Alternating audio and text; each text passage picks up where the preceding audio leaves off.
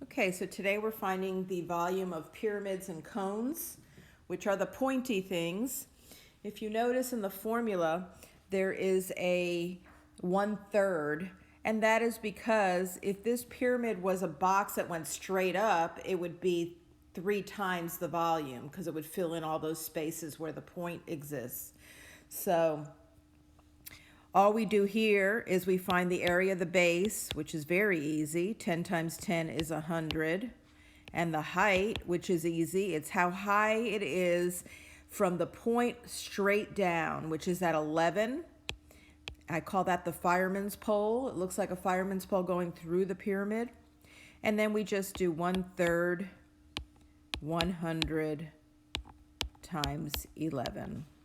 So the volume would equal 366.67 centimeters cubed. If you notice the volume for a cone, we still have that 1/3 because it's a pointy thing. And then it says pi r squared times height. Well, what is pi r squared? It's the area of the circle, which is the area of the base. It's still the same formula, but since we're dealing with a circular thing, we have a pi involved. So we need the radius and we need the height, and then we're going to plug this in. This is just a tad harder than the pyramid, but not much. So if the diameter of that cone is 18, the radius is 9. Don't forget to look at the picture and see what they're giving you. And the height is 18.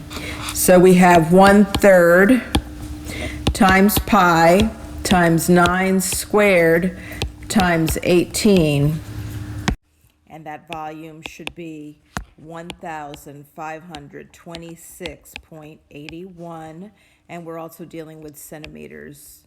And it's cubed. Volume is cubed centimeters, or cubed units. I hope that helps. This should be not too hard to do. We're Zooming today. Talk to you later.